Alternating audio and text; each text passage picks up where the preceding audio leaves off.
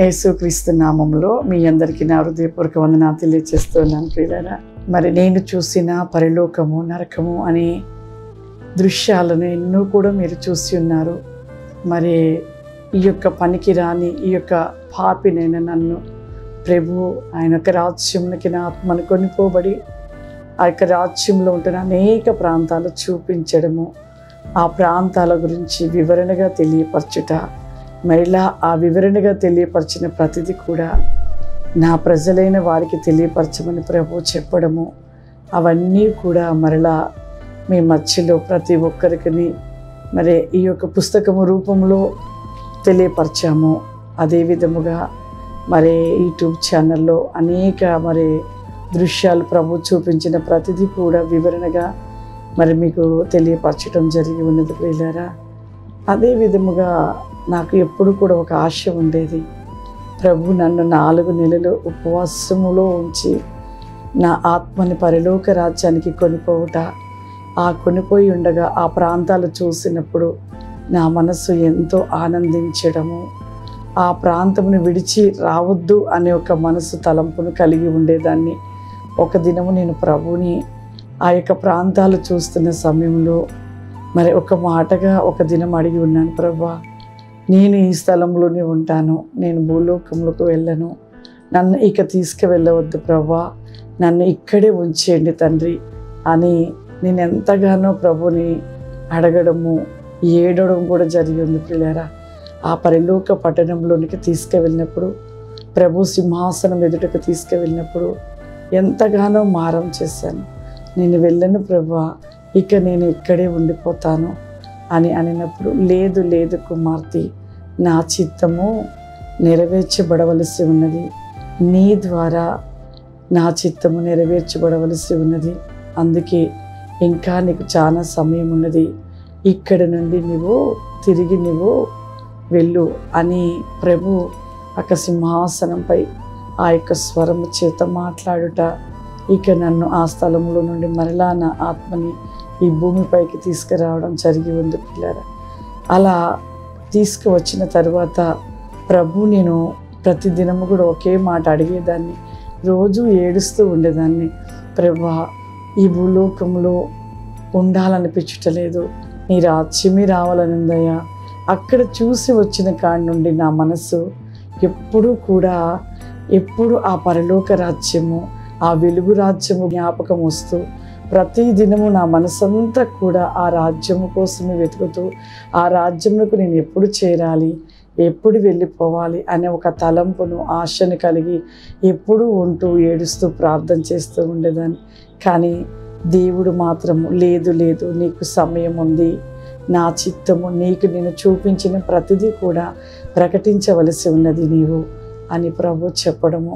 అలా నేను ప్రార్థిస్తూ, ప్రభువా ఒక్క మారైన సంవత్సరంలో ఒక్క దినమైనను 2 దినములైనను నీ సన్నిధికి నన్ను తీసుకువెళ్ళండి ప్రభువా, నా ఆత్మ నీ రాజ్యంలోకి తీసుకువెళ్ళి మరలా నాకు ఒక మారు ఆ ప్రాంతంలో చూపించవా ప్రభువా అని అడిగినప్పుడు, సమయం వచ్చినప్పుడు నీ ఆత్మను నేనే కొనిపోతాను అని ప్రభు నాతో చెప్పడము.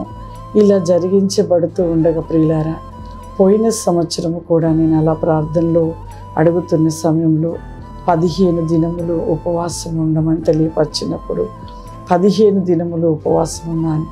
ఆ 15 దినములు కూడా ఆ మేడ గదిలోనే ఉంటూ ఎవరిని పైకి రానివ్వకుండా నేను నిలిచి ప్రార్థన చేస్తున్న సమయంలో ప్రభు నా ఆత్మని పరలోక రాజ్యంలోకి దేవదూతలు వచ్చి నా ఆత్మని కొనిపోవుట, నా ఆత్మని తీసుకువెళ్ళుట, ఆ పరలోక రాజ్యంలో ఆ గొప్ప సింహాసనంపై ఆసీనుడైన సర్వశక్తిని యొద్దడికి నా ఆత్మని తీసుకొని వెళ్ళి ఉన్నారు. కానీ ఆ యొక్క స్థలంలోకి వెళ్ళినప్పుడు ఆ సింహాసనంపై ఆసీనుడయ్యండి దగదగలాడుచున్న అగ్ని మండుచున్న వంటి ఒక మహిమ కలిగిన తేజస్సు కలిగిన ఆ యొక్క సింహాసనంలో ఎంత మహిమ చేత నా కళ్ళు చూడలేకపోయాను ప్రియులారా. ఆ సింహాసనంకు చాలా దూరంలో నేను నిలబడి ఉన్నాను. అలా నిలబడిన వెంటనే మరి ఎంత అంటే అసలు నా కళ్ళల్లో కన్నీరు ఆగలేదు. ఆ సింహాసనం మండుచు ఒక మహిమ కలిగిన సింహాసనం, మహిమలో కనపడుతున్నారు ప్రభు ఆ సింహాసనంలో. అలా చూస్తూ ప్రభువా మరలా నన్ను ఈ యొక్క స్థలంలోకి, పాపినైన నన్ను మరలా నీవు తీసుకొచ్చి ఉన్నావు ప్రభువా అని ఆ యొక్క మరి సింహాసనం ఎదుట, ఆయన పాదములు ఎదుటకు దగ్గరగా వెళ్ళి ఆయన పాదములు ఎదుట పడి బహుగా ఏడ్చాను.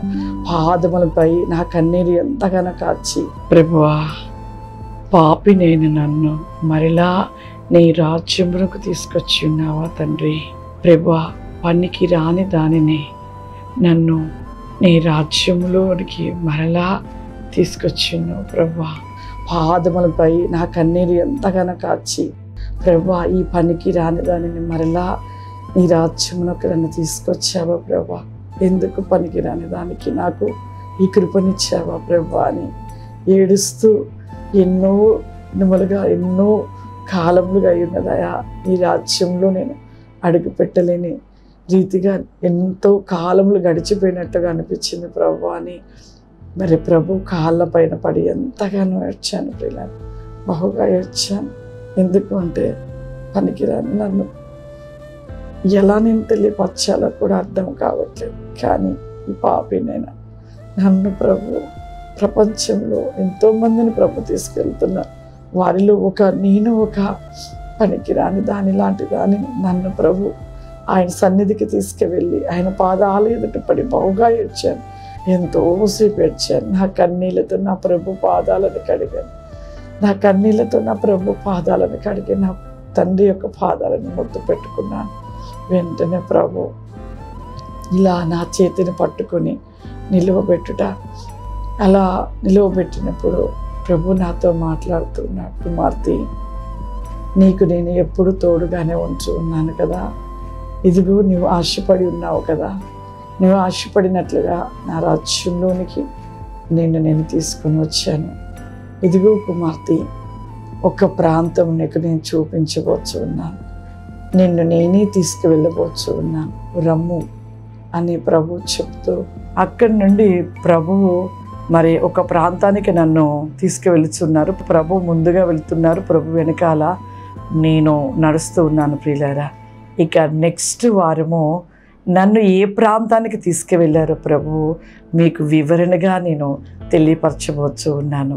God bless you.